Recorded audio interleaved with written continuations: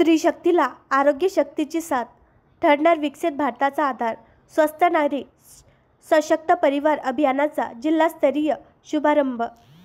महिला ही संपूर्ण कुटुंबाचा व पर्यायाने समाजाचा देशाचा आधार आहे।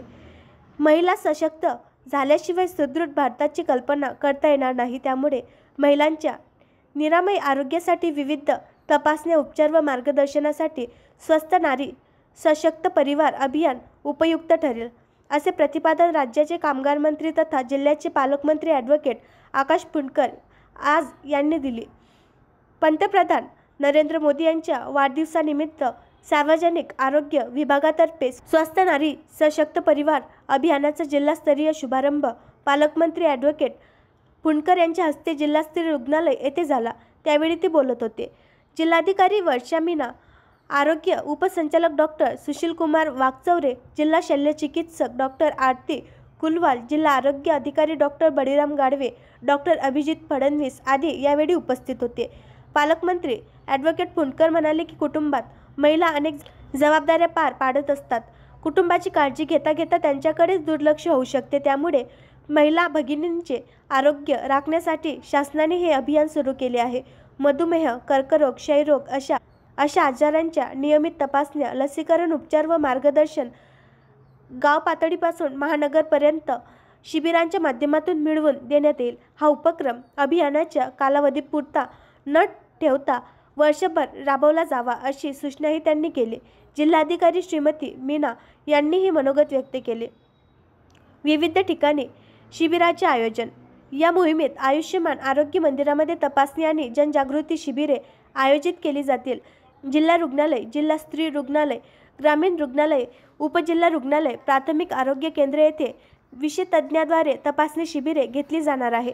खाजगी महात्मा फुले जन आरोग्य योजना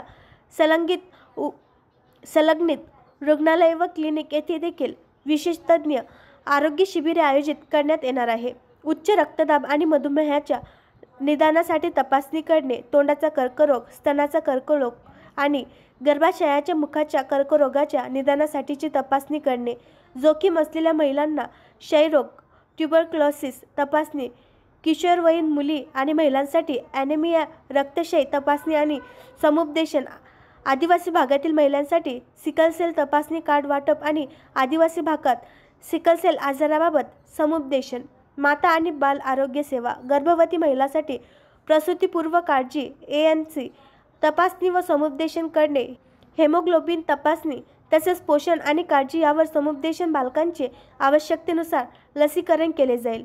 आयुष सेवा या अंतर्गत आयुर्वेदिक, होमिओपॅथिक, युनानी सिद्ध व नॅचरोपॅथी इत्यादी पर्यायी उपचार पद्धतीने सेवा गरजू रुग्णांना उपलब्ध करून देण्यात येणार आहे।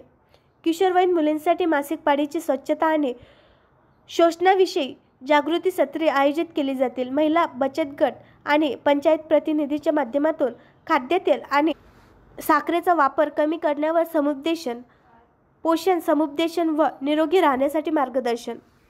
आणखी नवीन व्हिडिओ पाहण्यासाठी आमच्या देशमुख एक्सप्रेस न्यूज चॅनलला सबस्क्राईब करा, लाईक करा आणि शेअर करा।